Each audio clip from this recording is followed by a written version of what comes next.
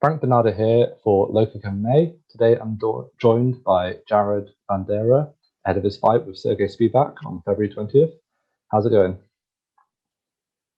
Uh, Terrible actually. My time management is horrible.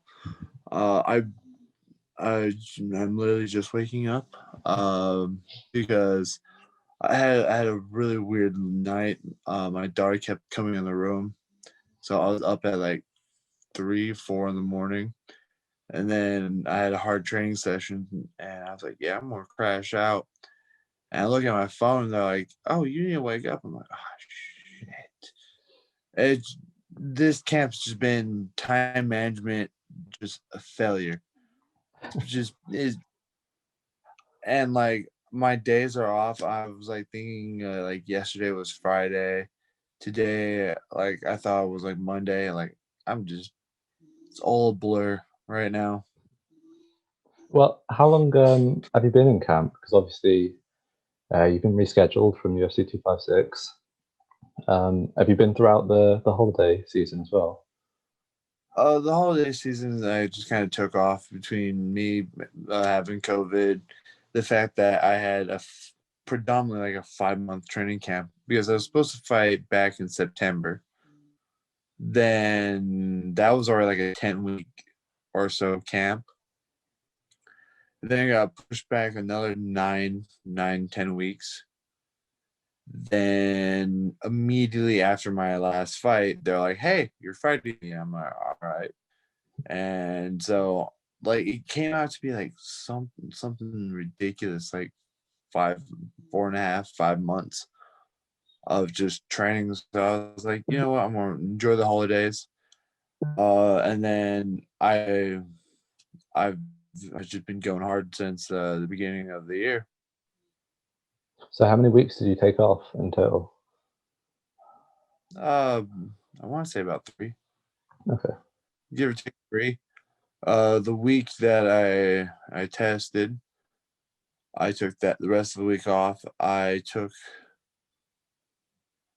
another test. I think that following Monday, that came back to me negative. Even though I took that test Monday, I didn't get the results until like Friday or something.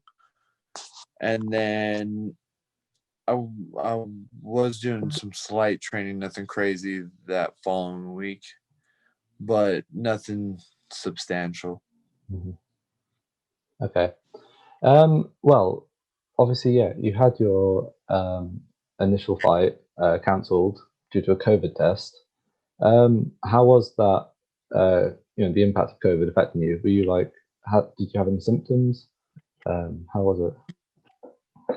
Nothing. It just came and went.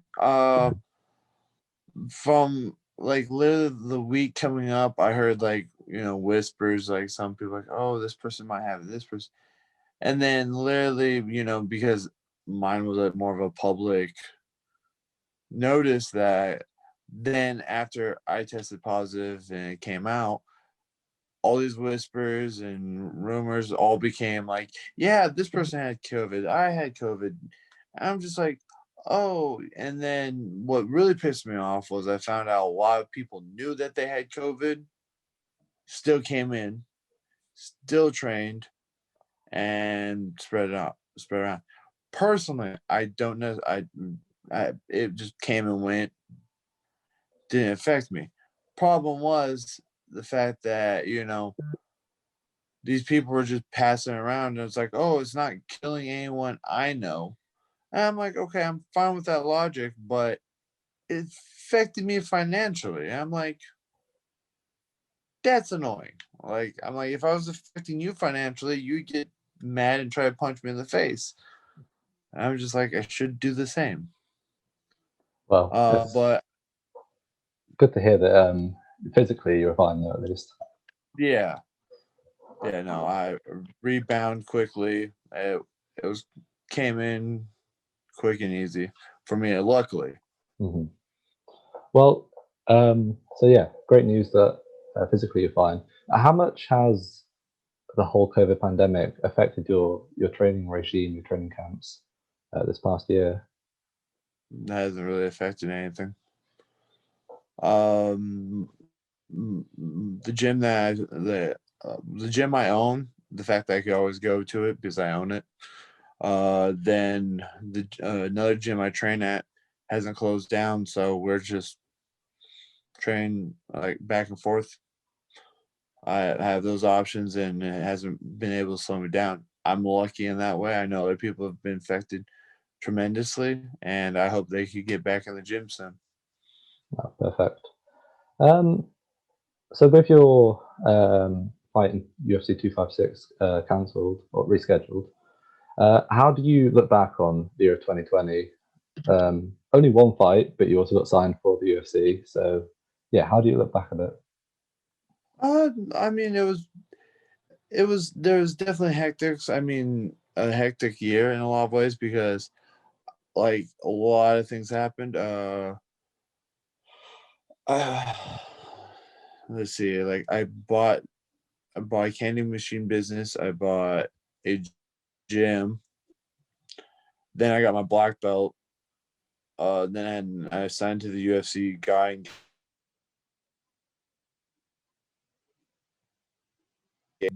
Up and down. Like there's a lot more good for me last year than there was a lot of bad. Like for some people, all you hear is like, "Oh, it's terrible," and so for me, it was a good year. I can't really complain. Okay. Would you have liked to be more active though, fight wise? Oh, of course. Hmm.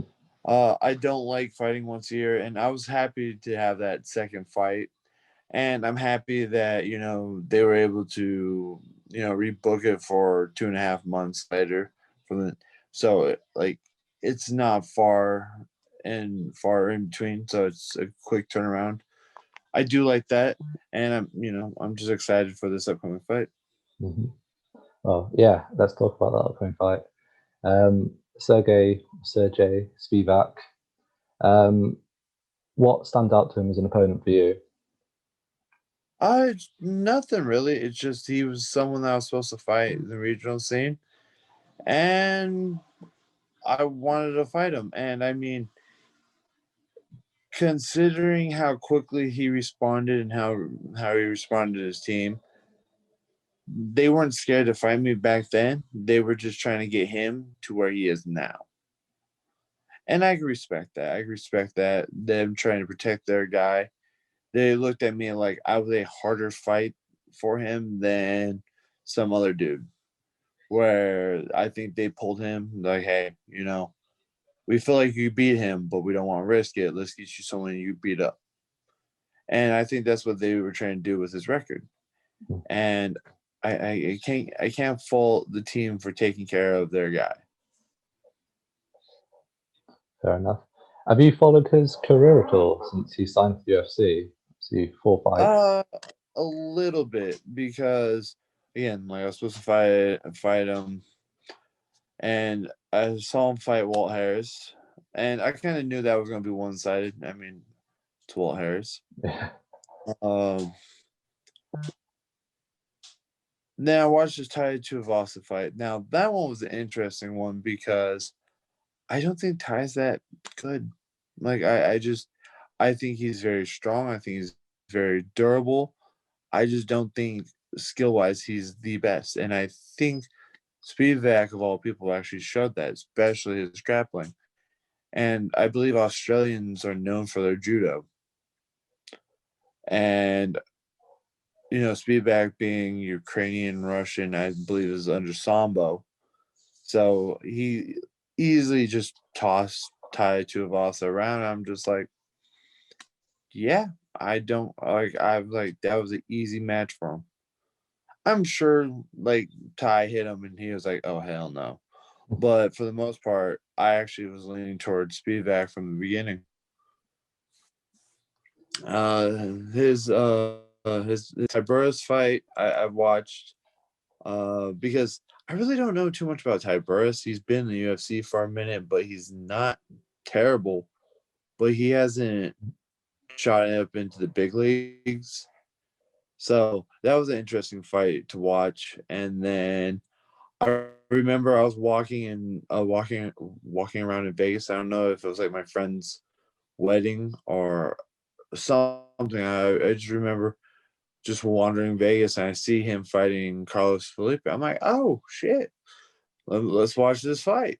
And you know, I thought his stand-up's gotten better. I think he outclassed Carlos easily. Especially in the third round, I was like, yeah, this Carlos got, because again, Carlos is a Brazilian. You assume he might, like, you put Brazilian in, you usually assume black belt. So I was like, all right, let's see Carlos do some jiu-jitsu, and Spivak was like, no. So I was like, all right, fair enough. Fair enough.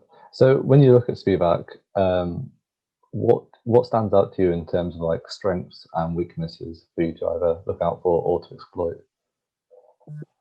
Like I mean, obviously, I think his grappling is something, because if his grappling, it's sambo. I live in the United States, we don't have sambo around. It's wrestling, Greco, freestyle, folk, and occasionally we run into someone that does judo. But for the most part, we don't have sambo guys, and I think there is something to be said there of worry, because I mean, look at Habib's career. He's actually a sambo guy.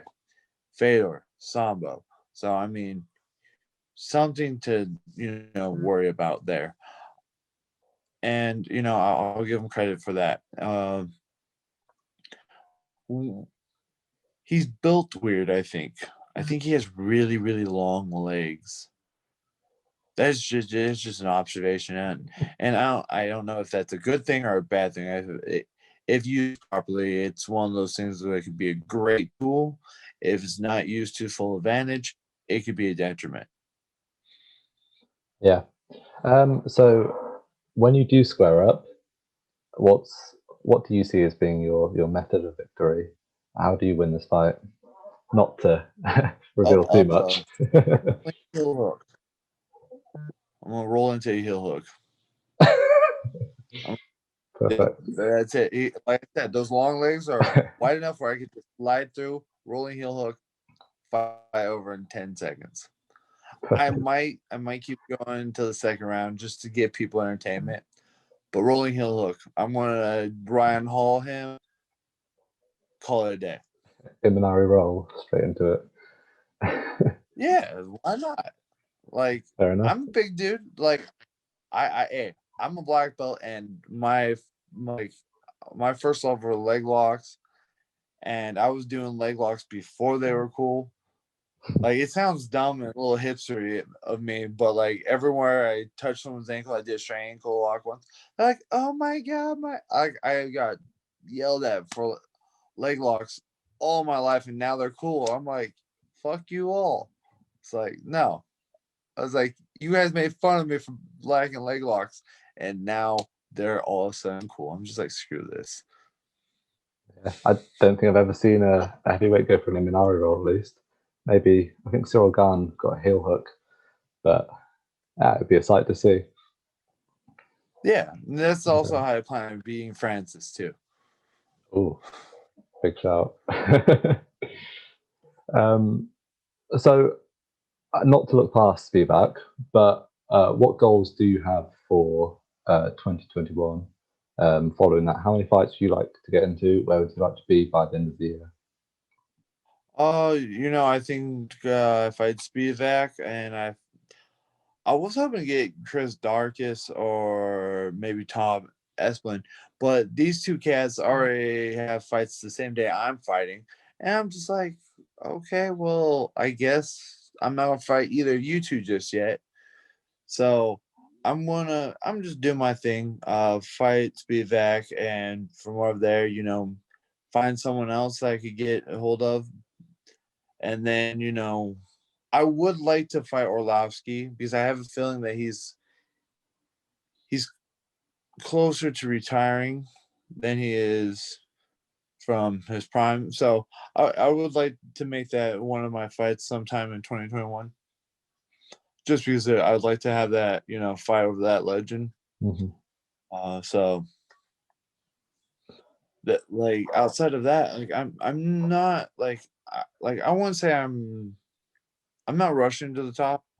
I like fighting, so I will fight, take my time beating up people to the top, because when I get to the top, people aren't going to be like, "Oh, why is he here?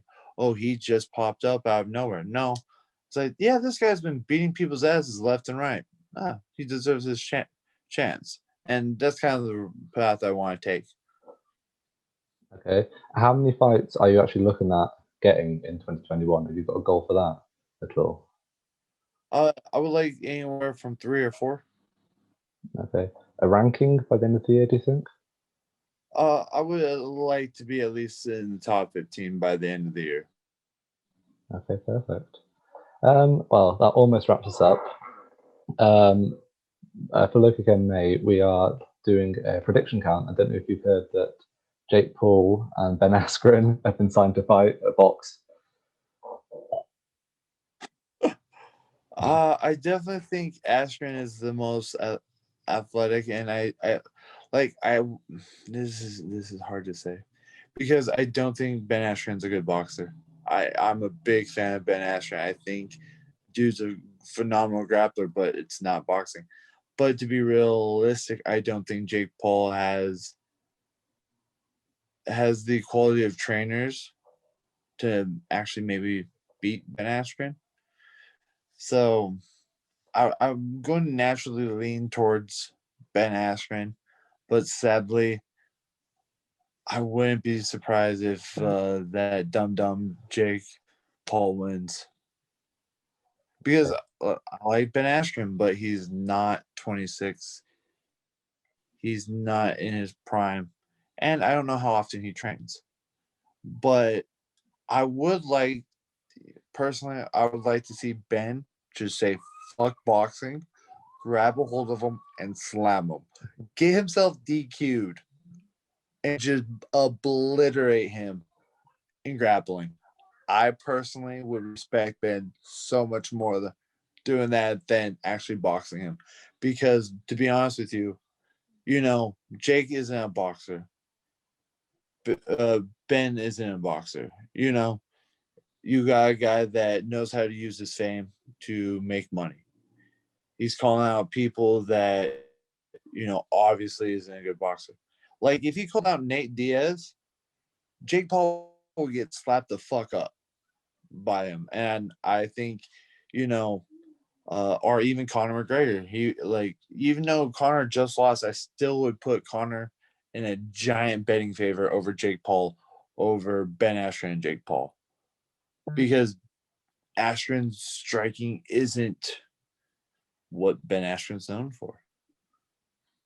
So it just is one of those, at least it's a little bit more favorable for Jake than, let's say, Conor and Mayweather. Mm-hmm. I lean completely towards the Mayweather. Yeah. Being an MMA fighter, I was like Mayweather. So you're saying Askren most likely, but Jake has a slight chance. yeah. Like, I'm a fan of the funky, so I have to go with Ben Askren, but it does worry me a little bit more. Extra points if he double legs him. Yeah. If he ends it with a double leg, you know what? At that point, I don't care if he loses. That's a win to me. Thank you very much, Jared. Any last words or shout outs to people watching? Thank you for having me. Thank you anyone for watching, listening. If you care to follow me, I'm on all the social media platforms: Facebook, Instagram, and TikTok, and Twitter. I forgot that it's a thing. All under the same Jared Vanderaa. So follow me on there. And yeah, you guys all have a good day. Cool. Thank you very much, Jared. Thank you.